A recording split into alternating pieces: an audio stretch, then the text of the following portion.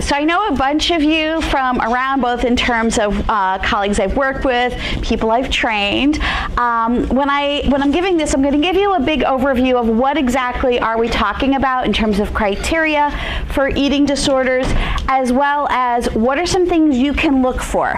I am a fan of working in primary care. My background is I was trained as a health psychologist, and that's part of how I got towards being a specialist in eating disorders. But you're on the front lines, and so if you can start screening and asking the questions, then my hope is that's where we're going to be able to intervene even earlier. And what we do know is the earlier we intervene, the better the prognosis. So just by a show of hands, I want you to be totally honest, because I get a lot of different responses. Who in the room is totally terrified when they hear a patient has an eating disorder? Right? Great. So part of what I'm hoping is we're going to demystify that, because what I've heard, also because I've given this lecture to school-based health, so those of you who I've actually lectured to from school-based health, I would love that you're here, and it's going to be the same lecture you already just got. Okay, we actually did 2 lectures in school-based health, one with the mental health team and one with the full medical team. And actually, you should know, since that, I believe we've had 9 patients coming through our doors. Michelle, is it really the very same lecture? Yes. Can I talk to the school health people about that? It is really, truly the exact same lecture they've had. I want to make sure it's really, truly. It is really, truly, there's nothing else you're going to miss. Okay, so also, I have a bunch of slides. The way I tend to present is I've got a bunch of bullet points. There are a couple things I'm going to go through really specifically, but that's mostly when it comes to diagnostic criteria.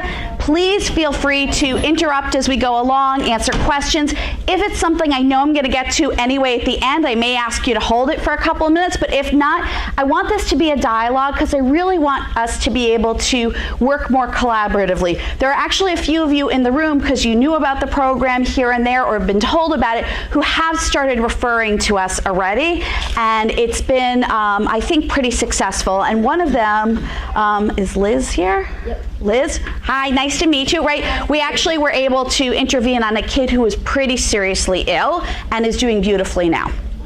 Yep, we found out he was just back, he's doing well. Okay. So we're going to talk a little bit about myths and facts, diagnostic information. EDPM is our acronym, but that's our program. Detection things, questions you can ask, referrals, and actually how do you get to us and how can I help you as a consultant? Okay, so most people don't know the facts about eating disorders, so just briefly, I'm not going to go through all of it. Also, to give you some of my initials, AN would be anorexia nervosa, BN bulimia nervosa, and BED binge eating disorder. So you see, lifetime prevalence is pretty low. What most people are surprised at, there are no sex differences in anorexia nervosa. People, right, what do we think of when we think of somebody with an eating disorder? Girls, and which girls? Teenagers. Teenagers, and what else do we think about them? White? What else? Skinny, upper middle class, right? So part of this, and we're going to get into it, there were these 9 myths, or actually I think they call it 9 truths about eating disorders, that was put out by NIH in 2014. And there's been a huge mission in Washington and other places to get eating disorders on people's radar, because it comes in all shapes and sizes and colors. Okay.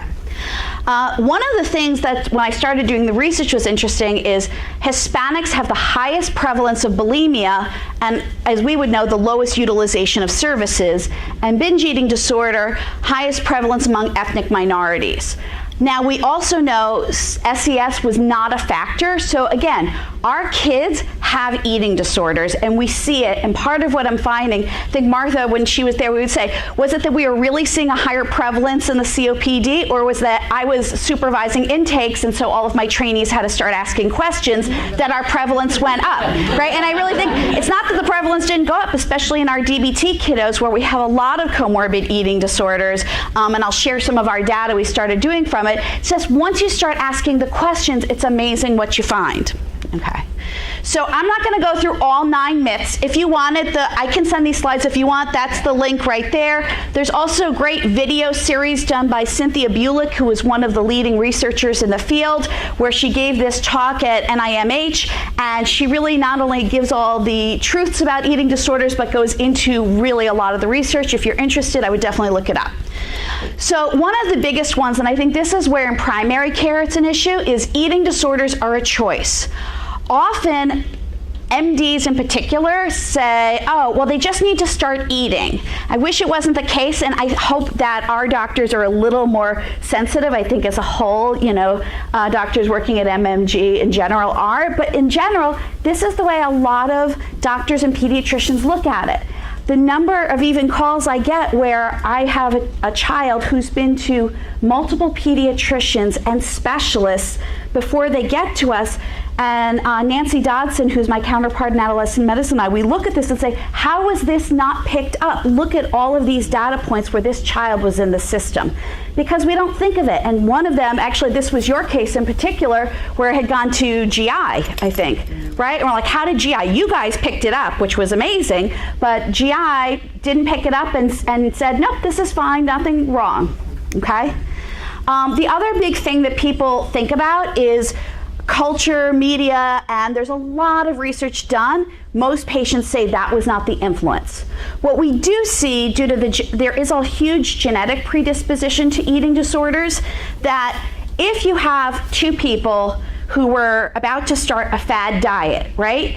If one of them has a predisposition to an eating disorder, yes, that fad diet may be what triggers the eating disorder. But just starting a fad diet or seeing pictures in the media is not likely to start an eating disorder. There's always exceptions, but usually there's a lot of biology going into this and a lot of family history. Okay. This is probably the most important one, and I want this to be the take-home message of how dangerous they really are, which is why I'm so passionate about screening so early before we get to this point.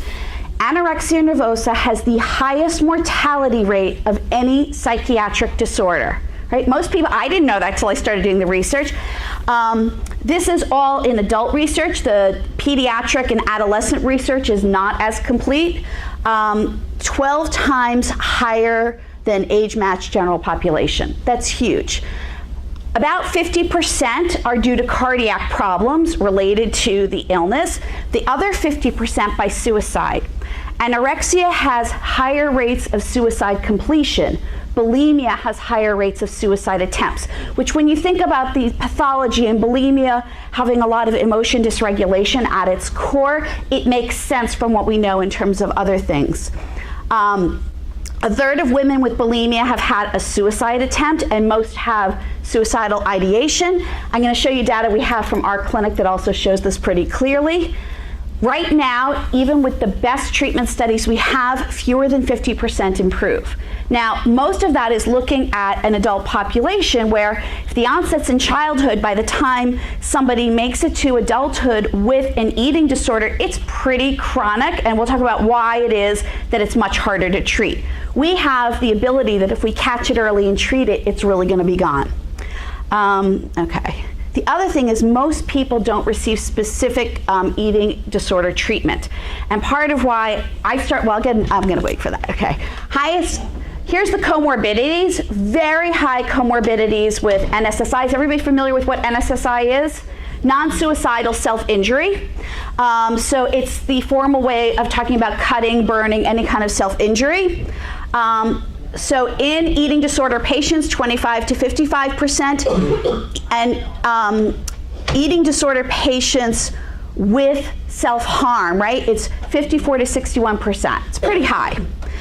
There's also very high comorbidities with BPD. It's not surprising. I had some hypotheses that it's only going to be with our patients with bulimia and binge eating disorder. Well, I've been a little surprised because, when you ask the questions, you see it a lot more. We see it pretty much everywhere. We also know patients with BPD have a lower response to treatment, which we know across the board. Pretty much anything comorbid with BPD is harder to treat. The great news is, most of you who know our clinic, we're pretty successful at treating patients with BPD, and so that's why we felt our clinic was a great one of where to start treating these kids. Okay. Last myth I'm going to talk about is there are people who have eating disordered thoughts for their whole life, right? And some of that happens because of the changes in the brain. Our brains are only plastic to a certain degree, right? So when we think about it, our brains fully mature by about age 25-ish. If we can really fully treat by then, we're less likely to have someone who has these thoughts forever. Once the brain becomes less plastic, or if you have many, many years of severe malnutrition, even younger, right, the brain is impacted. You can't not be, and that's where it becomes much more chronic. However, we do have really good treatments, and for people who we're able to get in there and treat well, we're having a lot of success stories too, which is great. Okay. Please, again, feel free to stop me along the way. All right. So going through the criteria, for DSM-5, there were a lot of changes which really made a difference. And part of why we really care about anorexia nervosa versus subthreshold is insurance. At the end of the day, right, we want the diagnosis to be accurate, but we also want one, if we can have that diagnosis, that's going to get us the most insurance benefit. You know, I wish it wasn't that way, but it is. And that represents the seriousness of the illness. So anorexia nervosa is the restriction of intake leading to significantly low body weight in the context of age, sex, developmental trajectory, and physical health. That's a big change. What it means is it used to mean that you could only diagnose anorexia if someone was underweight, so less than 85% ideal body weight, or a BMI less than 18. Had to have amenorrhea, so where are our guys, right? That's an issue. And we know that many women continue to menstruate at very low weights, right? The bodies habituate sometimes, okay? So it didn't include that. And often we have kids who start out as overweight or obese, but they lose weight precipitously, right? They can lose, 30, 40 pounds because they've got more weight to lose in 2 or 3 months. They have the same cardiac risks as a patient who has a BMI of about 14. Yeah. And I was just going to add, and I think that happens a lot in our population. Yes. And that is another reason that things are missed. Yep. Because the doctors are so worried about like obesity and pieces like yes. that actually when they come in and they've lost a lot of weight, we praise them. Good job. Exactly. And so we have to be really careful how we talk about that. What are things we use and how fast are they losing? Are they losing in a way that is healthy for their bodies, is going to decrease risk for diabetes and other complications? Or are they doing it so they're so wanting to lose weight for so many reasons that they're really restricting or binging and purging significantly. So what ideal body weight is, what happens is we look at the growth curves. So the trajectory is we look at a child's own personal growth curve. Let's say they were consistently at the 90th percentile for height, right? And they were consistently at the 75th to 85th for weight. But now all of a sudden they're at the 50th for weight. Well, BMI is going to be in the normal range. It's at the 50th percentile, but that's a huge drop in weight relative to their height. And if that happened quickly, they are still at risk for all the other cardiac complications. And so that's why what's really great is we can diagnose anorexia nervosa in someone whose weight is in the normal range. Okay. Yeah. You were saying about the cardiac complications. Mm-hmm. Is that equally true without the cognitive aspects? In other words, let's say someone loses that large amount of weight, but doesn't have the fear of weight gain, the over-evaluation piece. Are they equally at risk for the cardiac complications? It depends on not just how much weight they've lost, but over what period of time they've lost it. So if they've lost 30 to 40 over a year and they were already obese, and it's 5 to 10 a month, depending on the size of the person to begin with, it's probably going to be fine. You want to look at what are they eating, are there deficits, or are they eating pretty balanced ways but just lower volume? If what I'm talking about with the cardiac implications, and usually it's things like bradycardia, which is slow heart rate, orthostasis, right, difference in lower blood pressure, those happen when you lose, and I've seen a lot of kids like this, when they lose like 20 to 30 pounds in a month or two. right? So it's really that speed with which they've lost it as opposed to the general how much. And again, unfortunately, each kid is different. So you really have to look at the full context of what's going on and how they're losing weight. Make sense? Yes, I'm thinking for myself, I guess I would need to have something to compare it against, or I wish there was some objective table. I'm going to get to hold that question, because part of it is I'm going to show you, like, for me personally, even, you know, and again, I think for you guys being in primary care, in my training as a health psychologist, part of my training was in the disease I was using as part of my research, which was pediatric asthma. I had to know everything that a GP would know about asthma, because there was no way I could really do the research on it unless I understood the disease. Same thing here. You need to understand what's going on medically. We can't give advice about it, but that doesn't mean we can't know it. So I'm going to show you how do you look at a growth chart and things like that, where that'll give you a good sense of that kind of stuff. And when in doubt, you're going to consult with me. That's going to be the other piece. Yeah. Okay. For anorexia nervosa, you must have a fear of weight gain. That being said, in guys, it presents very differently.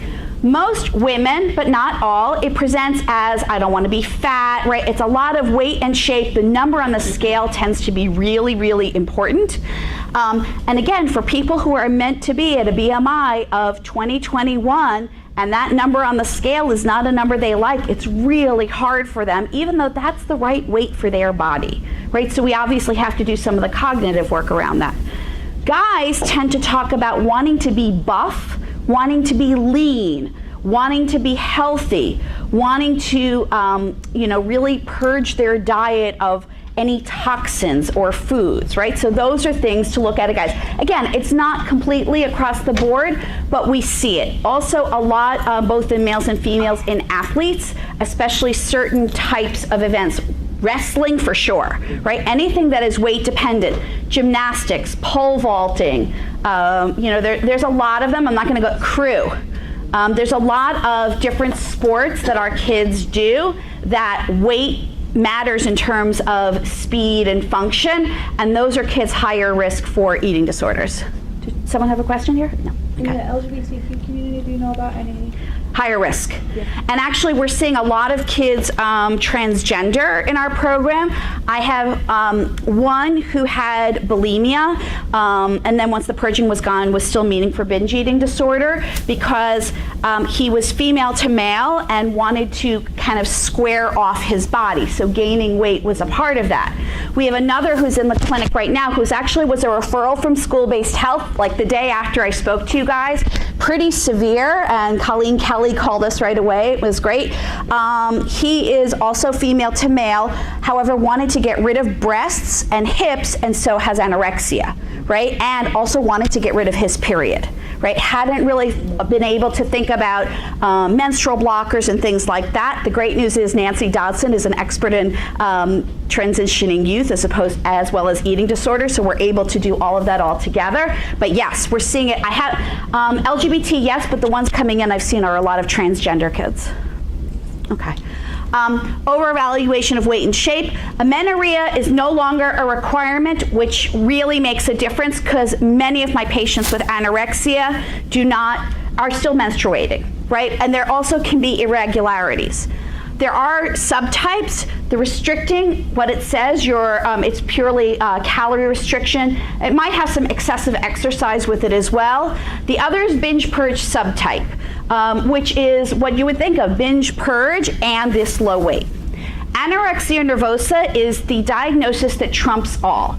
So if they meet for anorexia nervosa, even if they're binging, most people assume if you're binging and purging, you have bulimia. However, if you are also meeting in terms of this low weight, you've lost a lot of weight, it's anorexia. Okay. Bulimia nervosa, you must have at least once a week. It used to be 3 times a week, so the criteria are so much better in terms of what we see, for 3 months, right? So if it's a shorter duration, we'll probably now diagnose as atypical, which is our new way of saying subthreshold, but it has to be an episode of binge eating. A binge in and of itself, one of the primary characteristics is this sense of loss of control. And that's a question that often, especially with guys, asking the question, when you eat, do you feel like you just can't stop? Because if you say, do you feel out of control? Women will answer differently, but on the whole, a lot of the guys will say, no, I don't feel out of control. But if you say, do you feel like you can't stop? Then you're often going to hear it. The binge episode has to have 3 of the following, and compensatory behaviors at least 1 time a week. So often, the most common compensatory behavior is purging, self-induced purging. However, laxatives, if you are exercising immediately after a binge, and the function of that exercise is to get rid of the calories of the binge, it's considered a compensatory behavior as opposed to the general excessive exercise because of weight and shape. Does that make sense? Right? It has to have a direct relationship to wanting to get rid of whatever I just binged on. And fasting is another way that we often miss, right? I just had a binge, so I'm now going to not eat for the rest of the day because of that binge. So if it has a direct connection to a binge episode, it's considered bulimia as opposed to anorexia, where you would have a lot of restriction to begin with. Again, the overevaluation, and does not meet criteria for anorexia nervosa. Most people with bulimia will be at normal, overweight, or obese. That's the most common, which is why it's often missed, because somebody with severe anorexia, they are going to look really thin. If you have bulimia, it could be anyone in this room and you wouldn't know it, right? So that's an important thing to remember. Binge eating disorder is same criteria as bulimia, except no compensatory behaviors.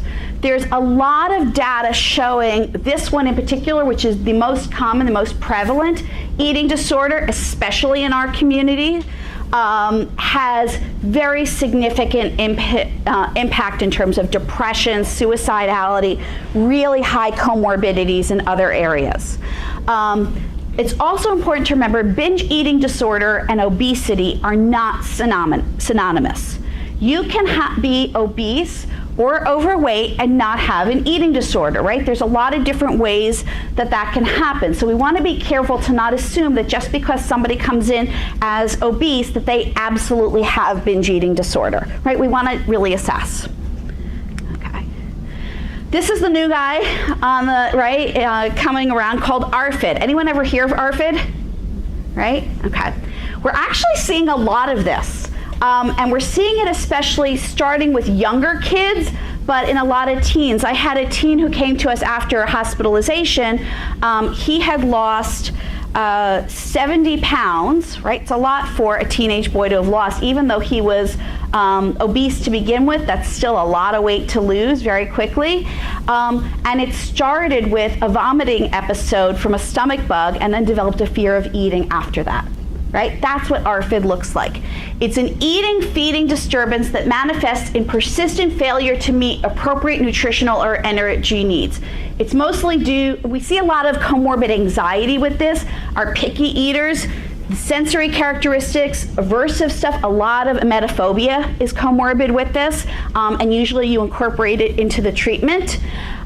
You don't have to be underweight to meet for ARFID. Go ahead. I was just wondering how young. This reminds me of a lot of toddlers, Yeah. right? With picky eating and sensory concerns. I guess that there has to be an accompanying, a significant enough weight loss and nutritional deficiency. Right. How low does it go in terms of? So it's a great question. Part of ARFID is there's still a lot of research. We don't know. It's so new. This is a DSM-5 diagnosis. Jenny Thomas, so I don't know if any of you got to Grand Rounds. I guess it was in October. Jenny Thomas from Harvard came down, and she and her team up there, Cameron Eddy, are the experts on ARFID right now. They're doing a ton of research. They still don't know everything. Right now they're working on the treatment. They're getting what causes it and looking at how do we define those things. And I actually consult to her a lot. They're really open to, especially if I have some severe cases, I've called into their consult team. They're really wonderful about wanting to disseminate, which I completely appreciate, which not every research team does that. So I don't know yet. It's a great question. So this sounds a little bit like two things. One, autism, like really. It can be comorbid. It can be, but not necessarily. Yep. And it also sounds like, so some of the research from Toomey, she talks about the difference between a picky eater and a problem. Yes. Absolutely. It sounds a little bit more problem feeder Yes. than a picky eater. This is taking a lot of that earlier research and saying this is its own distinct category. So, right, to become a DSM-5 diagnosis, part of what you have to do is show it is distinct from other things we're already seeing. So yes, it can start with, whereas often like the kids who are perpetually underweight, right, they've been that way their whole lives, now they're beginning to look and see, is that okay? Are we missing something? Is it okay for them to be that underweight perpetually? And that's where we don't know the answers to that. What we do know is, if they are becoming anemic or there's other medical nutritional deficiencies, vitamin deficiencies, that would meet for ARFID. So that it has to cause some sort of malnutrition, right? If they are a picky eater, but they eat a bunch of different things and their weight is okay, their health is okay, do we want to keep on the lookout and maybe do we want to increase the variety? Sure. Do we need to, or would we call it pathology? No. Right? So I think it's a great balance. And again, we're still looking more and more. Where we're seeing this a lot, especially on the medical unit, a lot of cases we've done on CHAM-6, where we have kids who come in. We had one, we're actually going to write this one up because none of us have ever seen anything like it. We had a kid who came in, Gesundheit, severe IBS. He'd had the $1 million GI workup at 3 hospitals. He'd lost a significant amount of weight. However, when we kind of went down to it, he was in the bathroom literally 24 hours, even in the hospital, right? Because part of IBS, he always had this urge to defecate. And so he would sit on the toilet. He wasn't willing to eat when he was in the bathroom because, my first thing I was saying, okay, so let's have him eat in the bathroom. Doesn't matter to me, right? I had no problem with that. Great exposure. And he couldn't do that, right? There was definitely some contamination stuff. But because of that, because he was spending 18 to 24 hours, really literally, because we clocked it in the hospital, he was losing weight. No weight and shape concerns. And that's the really big difference. There are no concerns about weight and shape with ARFID. There's weight and shape concerns. It's a different animal. It can start this way and lead to something else, but right, those are kind of kids that we see. And with that kid, it was a lot of behavioral work, right? Of exposures and treatment for IBS, and getting him out of the bathroom was what we did to get him to eat. We had to lock the bathroom. No, seriously, and we gave, I said, okay, great, let's give him, a place to go to the bathroom right in his room, right? We got him one of those stands, no problem. That's what you can do. You can't be in the bathroom right now, because if he was in the bathroom, he wasn't going to eat. He's actually doing really well. We transferred him to the eating disorders unit and worked with them on the behavioral plan, and he's doing beautifully now. So that's the good news. How old is he? He was 16. So I don't know if he's still 16 or 17 right now. It also cannot, and this is important in ours, because of lack of available food or cultural context. That's really important too, and I think it's something that we see here. You want to see, is the way they're eating normal within their family or due to poverty, right? If they're not eating due to poverty, that's not ARFID. Right? Then obviously we have other ways we want to address this, but we see that as well. And it can't be comorbid with anorexia or bulimia, and it also can't be directly attributed to a medical condition. So, right, if you have comorbid IBS and the side effect is weight loss, the IBS itself didn't cause the weight loss, right? So think about it like depression due to a general medical condition, where it has to be that the depression is actually caused by the medical condition as opposed to resulting from behaviors due to that medical condition. Does that make sense? Okay, so this one, I actually think you're going to see more of this than a lot of other things. And intervening earlier with picky eaters, especially if they have dropped off a growth curve, that's where we want to start to see it. Okay. OSFED, this used to be EDNOS, right? So these are mostly our sub-threshold categories. The message I want to give you, this is still really important to look at. If we catch it here, before it becomes a full-blown eating disorder and it's still at this level, it is so much easier to treat.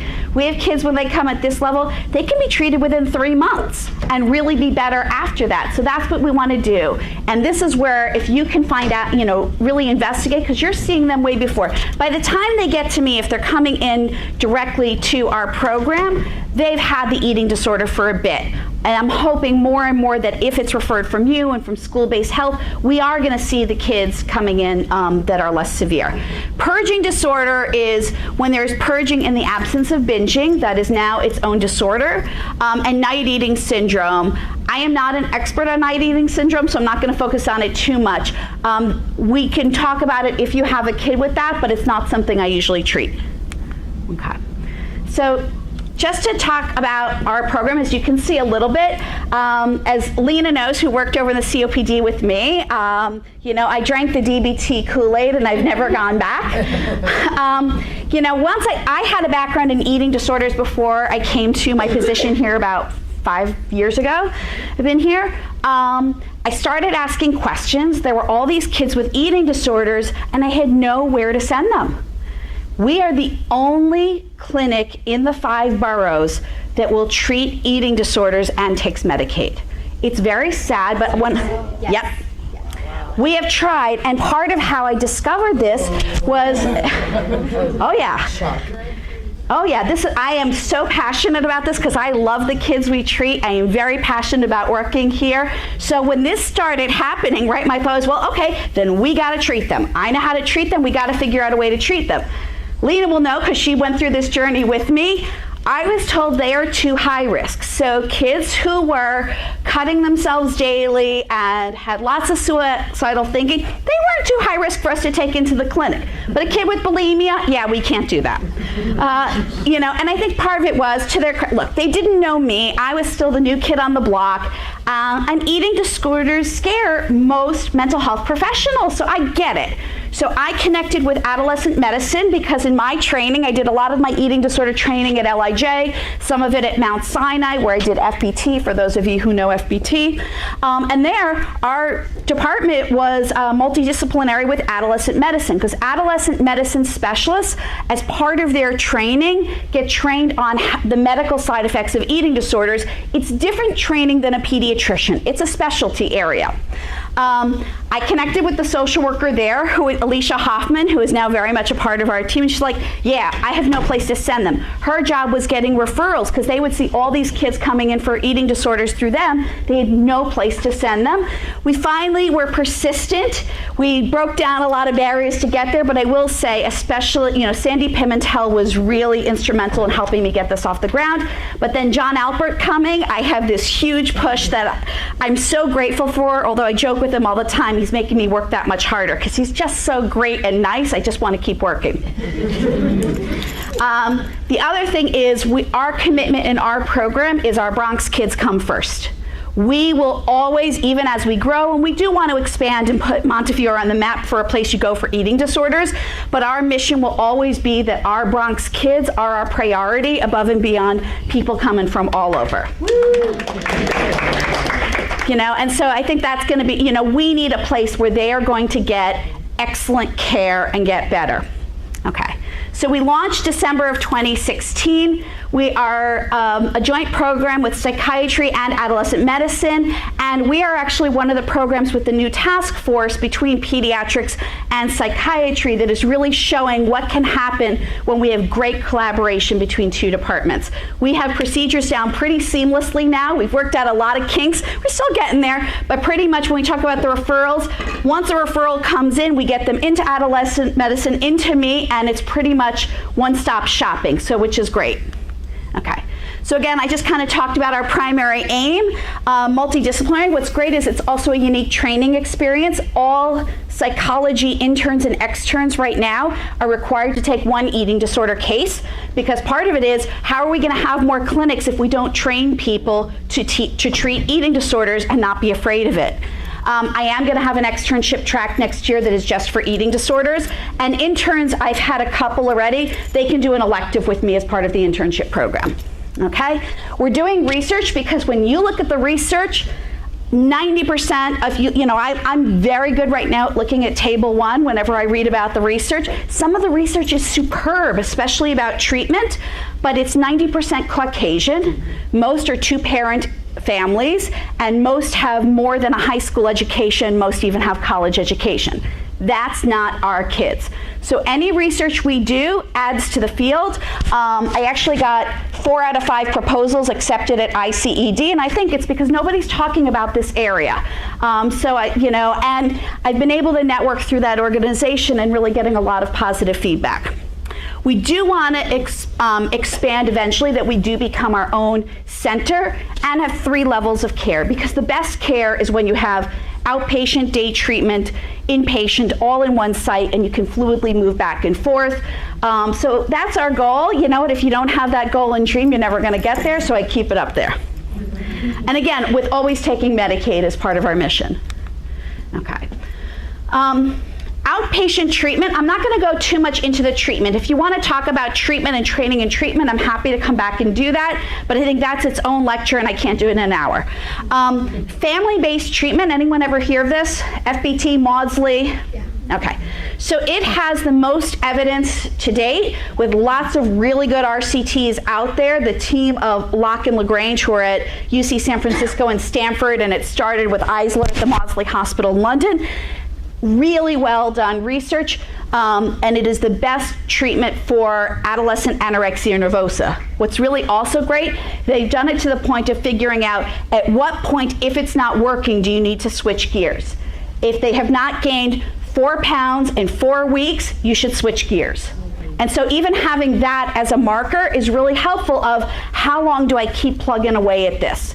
What I'm finding is if they have BPD or other significant comorbidities, also rule outs are high conflict in families, right, which is many of our families, this is not a good treatment. There's a new treatment that just came out with an RCT.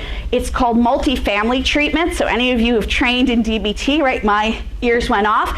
And it's basically taking this in a multifamily format. It's intensive, so they do it over 5 days straight. The only place in the US doing it right now is UC San Diego. However, our patients can't do that. The RCT showed, though, that this was even superior to FBT, and they had a 75% remission rate, which is unheard of in the eating disorders world. So that's actually my new research, is I'm going to be trying to pilot this of how do we take that and make it an outpatient program, given our success in our multifamily program in DBT. I think that's what's going to be the best treatment for our kids, because the reality is I don't have a treatment for our kids. I wish I did, but not, FBT works a little bit, but not all the way, and so we're kind of like putting together of how do we, make this work, but that's kind of where my thoughts are at. That's the treatment that I want to find a way to adapt.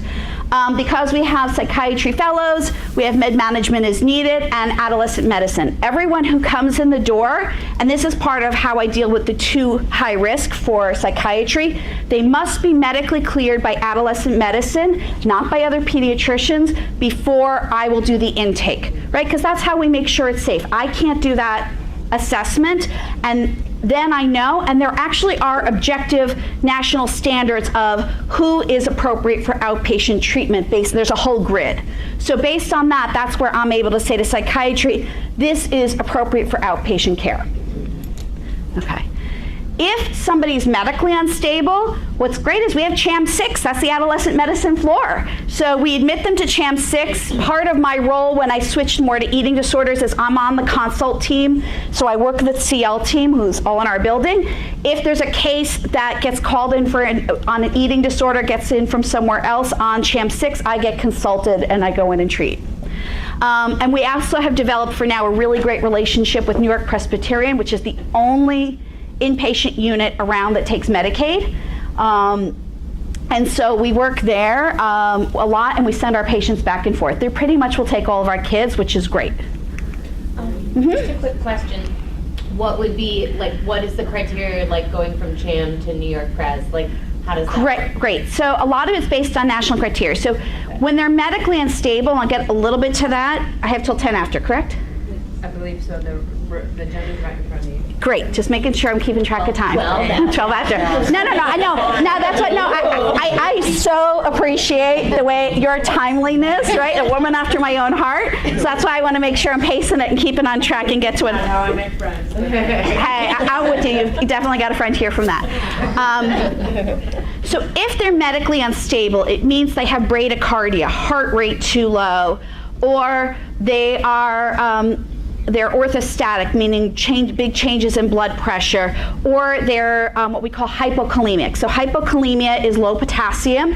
If you are purging severely, that will happen. Go back to your physiology days, right? How does our nervous system run? What does it need? Potassium, right? Our nervous system, every neuron, whatever in our body requires, right, that sodium-potassium pump, if we're going to oversimplify it. So if we have low potassium, our heart stops.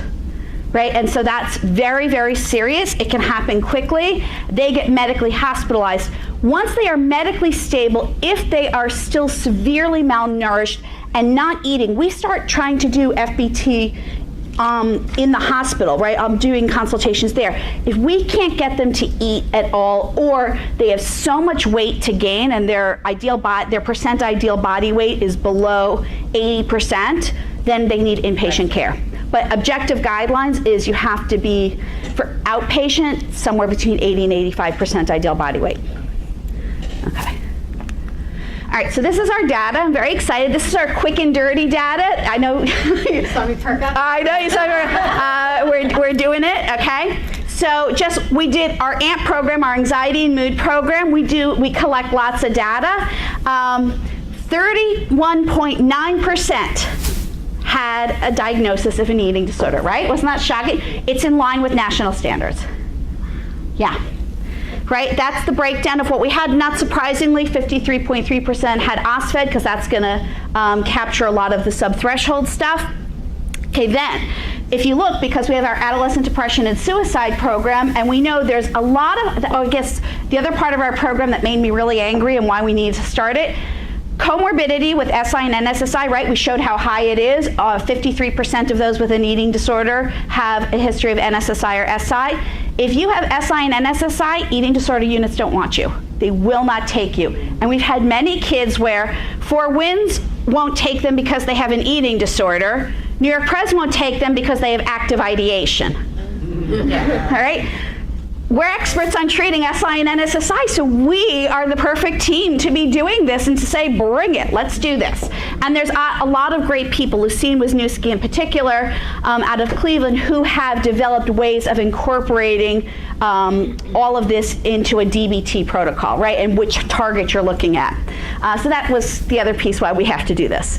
So of the 90, right, about 30-ish, right, had an eating disorder. 53% of those, at least one suicide attempt. Pretty high. 80% had SI, and 73% a history of NSSI. And this is my rough and dirty stuff. Then I compared AMP patients, so anybody who has any anxiety or mood disorder of any age, starting from ages 5 or 6 up to about 18.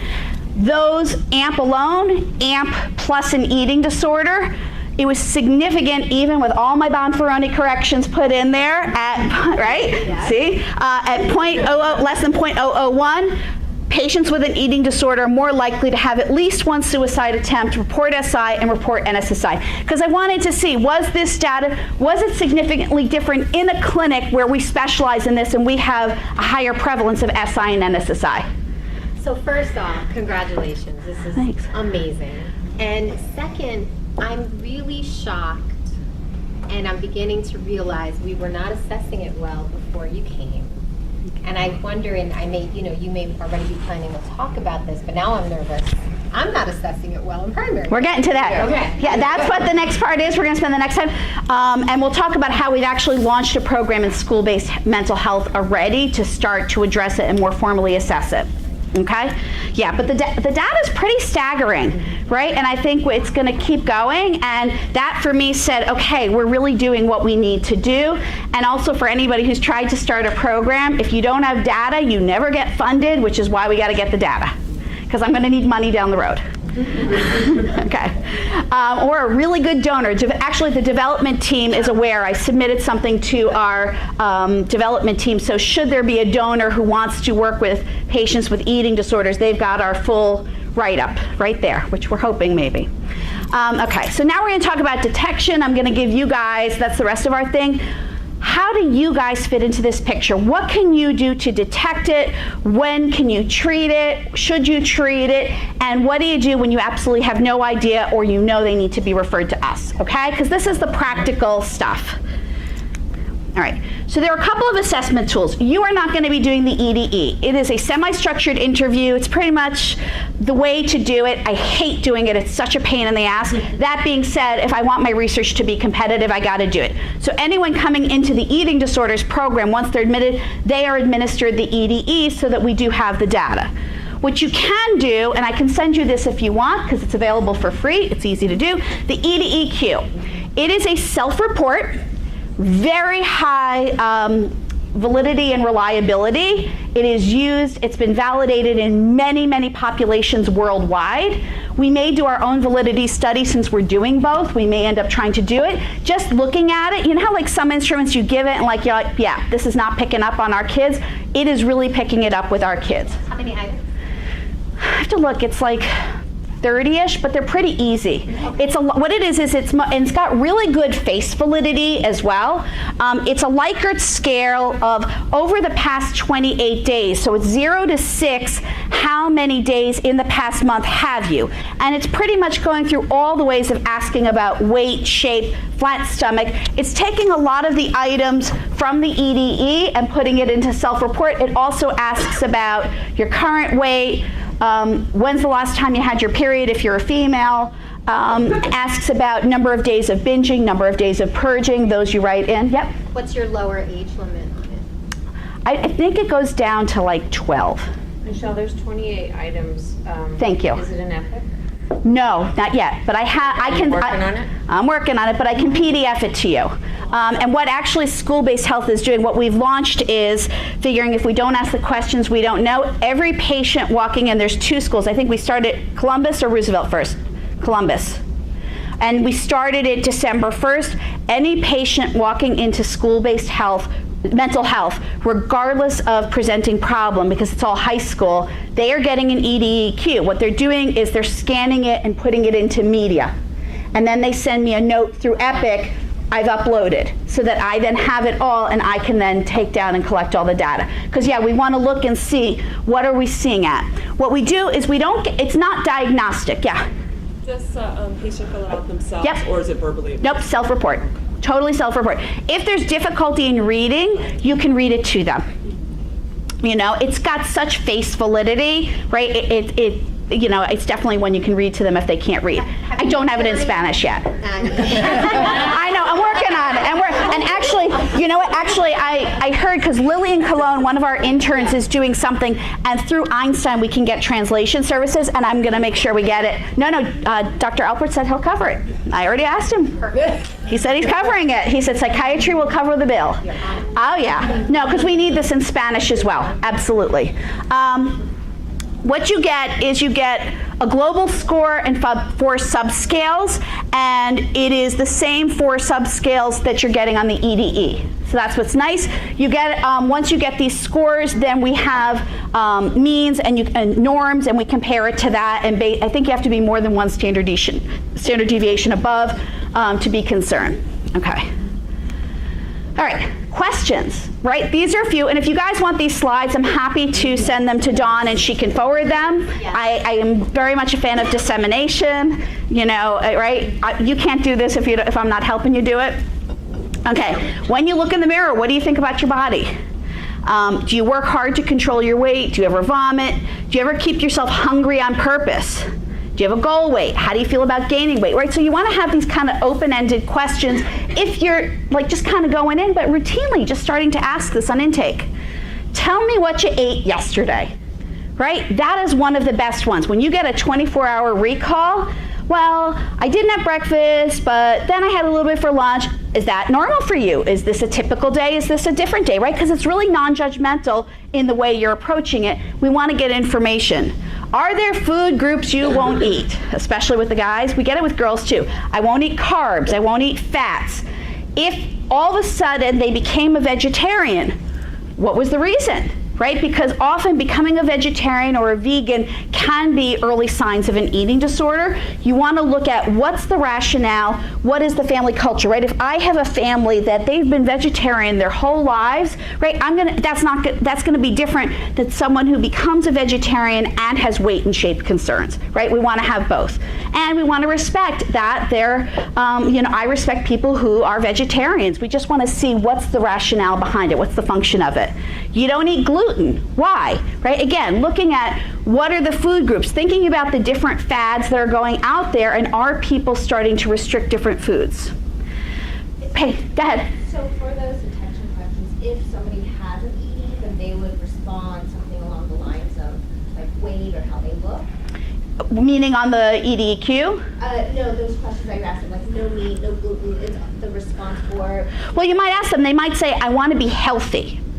I want to be healthy. I want to get rid of all the toxins in my body, right? Those are things that sound like, all right, I'm not so sure. It may or may not be, right? You don't want to go in and say, oh my God, it has to be pathology. But again, we want to kind of like, almost like a functional analysis of it and looking at patterns, right? Is this person going from one diet to the next diet to the next diet, right? That's someone I'm more concerned about, as opposed to somebody who just found out their A1C is high.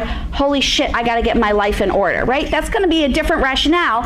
And even there, that's where there can be the danger of restricting too much too quickly. Make sense? Okay.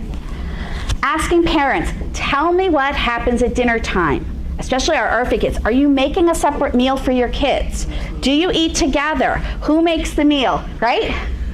And again, look, I have 4 daughters, and I have one that I'm sure as a kid, now looking back, met for ARFID, there's no question.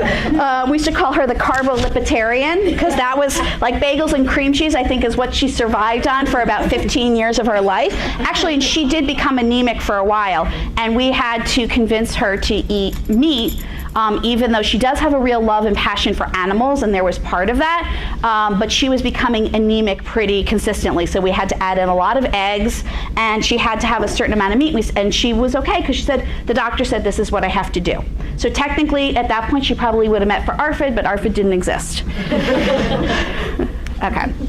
Growth charts. All right, so the way to get to growth charts on Epic, I never knew this, but it's not so easy. You know that More tab at the bottom? If you go on that, it's going to be in that column, and it says growth chart. If you've never looked at them, it's a good thing to start opening, right? It's our basic growth chart. You can really see things visually quickly, right? What do you see here? Precipitous width. Right, you're going to see this vertical line going down. When you see that, definitely that's a warning sign. I better find out more information. So you're looking at, how do I know? Sometimes if you're not getting, right, because eating disorders, kind of like OCD, they take over your brain, and fighting this disease will do everything to keep itself alive. Right? And we really separate out the disease from the patient. It's not a choice. This is a disease. And because of that, a lot of lying about things about the disease. So if it looks, feels, and smells like an eating disorder, you need to get some objective data. There is blood work that shows us that somebody's restricting and somebody's purging, even if their electrolytes aren't. So that's why we make sure we do the full medical. So if they tell me, no, I'm not restricting, I'm not purging, but I see high amylase, yeah, you are, right? But it's good in terms of challenging things and being able to work with that. All right, so you're telling me that you're not purging and your amylase is high. Walk me through how's that working. We could, yeah. I'm just looking at the slope for the weight gain. Yeah. Also seems.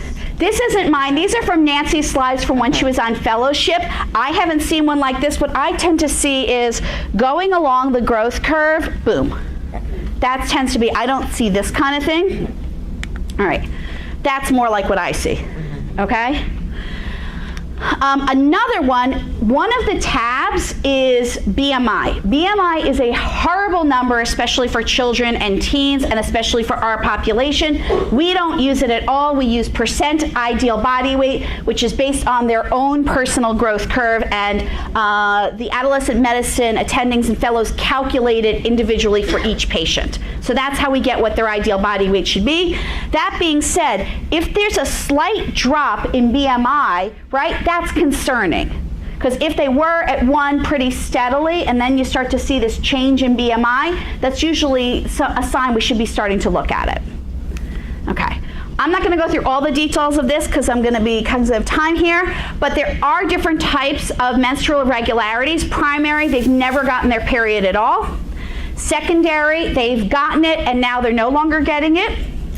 Oligo, right, it's happening but every 4 to 6 weeks or longer, especially if there was a change. If someone was getting it pretty consistently and now there's a change and they're losing weight, that's a concern. And again, some women lose their periods really quickly, some don't. It's all dependent on what your body's needs are. Just like some people are meant to be really tiny and small, that's their genetics, and some people have bigger builds, right? And then we have to work on acceptance of our body. Okay. Hypomenorrhea, like you're getting like a little bit of spotting here and there. The other sign that I didn't know this, Nancy taught me this, if you're not getting cramps at all, that can be a sign of malnutrition. I know. Clearly I'm not malnourished, right? All right. Other quick things. Bradycardia, less than 60. We will hospitalize below 55. Okay, so they are considered bradycardic below 60. If their heart rate's below 55, we send them to CHAM6. They get monitored on a heart rate monitor for at least 24 hours. Once they start eating, it will go back up. Hypotension, hypothermia. Again, we're not going to do these, but these are things to just know. These are the medical side effects. And, you know, if you're working in a medical center, you got to know about this stuff. Okay, so now what do I do when? The way we've been working, and until I'm so swamped I can't handle it, right now it's a lot, but I'm still okay with it because I want to grow this program. If you know for sure somebody has an eating disorder and they need to come with us, this is the phone number. We have our own phone number. It's actually my voice on the voicemail. If it's sent there within 24 hours, either me or Alicia Hoffman, our social worker, will do a phone screen. You can have parents call us directly. If you give us a heads up, right, send me an email and say so-and-so is calling you so we can follow up. For me personally, because I am not always on Epic in the way you guys are, I do prefer an email versus a message through Epic, because I do check Epic, but not as often as my email, which is always open. Okay, so that's an important thing for me, because it's just not the way we work in our setting. What will happen is we will make them an appointment in adolescent medicine. We triage it. Somebody comes in, we really need to see them quickly, we will make sure to get them in quickly. If it's someone we're thinking about, but it's not such emergency and the next appointment's in 6 weeks, we're going to do that. That's where we may work with you of having you work with the patient, which kind of fits into your short-term model anyway. I can consult with you of what do we do until we get them in the door to see us, and what are the signs where, no, we got to step this up, right? Because we can't always get somebody in immediately. I wish we could, but we can't. When they are scheduled for an appointment in adolescent medicine, I get all the MRNs of all the patients. Bertha, who is our administrator, she pre-screens for insurance everyone so that by the time they get to that appointment in adolescent medicine, they will have a date given to them of when they're coming for an intake with me. That's how seamless it is. Yeah. One thought I had, if the patient is seeing the pediatrician directly, would it be a good idea if the pediatrician has these concerns to immediately 100%. Okay, cool. Right, and sometimes, like I think what the case we had with Liz, there was no way we were going to get him in. I think you did some of the quick early stuff, and then we facilitated, between the two of us, a direct admit to CHAM6 because we knew it was that serious. Yeah. And it was on Thursday, and you guys had him by Tuesday. Mm-hmm. Right, and over the weekend we were kind of waiting and seeing. Yeah. And then there was a big drop on Tuesday, yeah. Well, I actually have 2 questions Sure. for you. I am in the MMG sites up in Westchester. Yep. Can we send kids who live in Yonkers and Yep. Westchester down? Yeah, Are there insurances that you don't? Yes. Adolescent medicine pretty much takes everything. So I would still have them go to adolescent medicine, and also Nancy sees patients in Hartsdale as well. I think, and in Pleasantville, and she's at a bunch of sites where adolescent medicine is. The eating disorder clinic, most of the time we still recommend for their first visit they come to us because that's where Alicia is, so we really can make it more comprehensive. We take most managed Medicaid. I do get patients from Yonkers.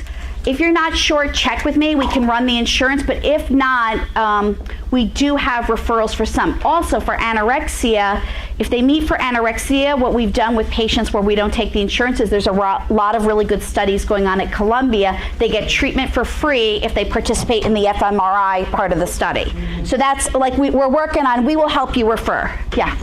So I'm wondering about the flip side. Like, so now they've been in treatment with you guys. Mm-hmm. They're like, okay, good to go. They're doing better.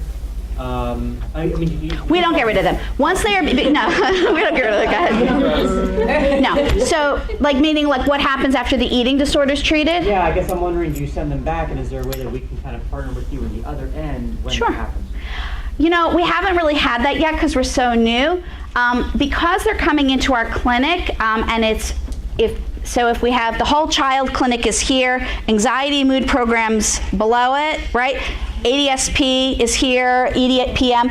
It's a sub-clinic within. We're all in the same building, so when they come in, it's not just the eating disorders intake, they get the full AMP intake. So the ADIS is done, the SIDP, everything. And so treatment is based on the whole picture, not just the eating disorder. That's a great question. So for example, if they've got SI and NSSI, they're going in our DBT program. Right? If they're meeting the criteria for that, we will treat it within the DBT program. As we go on, I'm not sure, and we can see what works. We don't have to discharge them, is the question. So they can stay up, once they are a patient in child psychiatry, we actually can't abandon care. Right? So if it makes sense to go back to you, we'd love to liaison, right?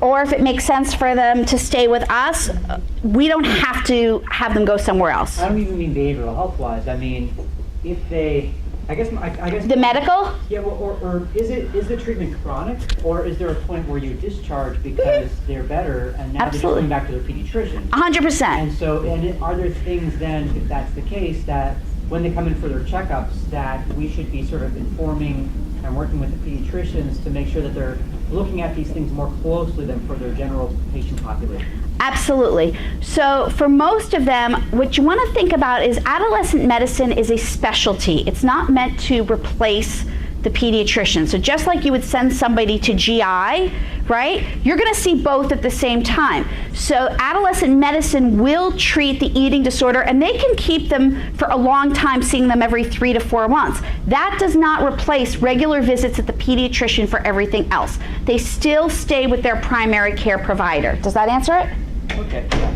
Right? And so, you know, I think we don't have that so much yet. I think as we grow and have more and more kids in remission, we'll see where that goes.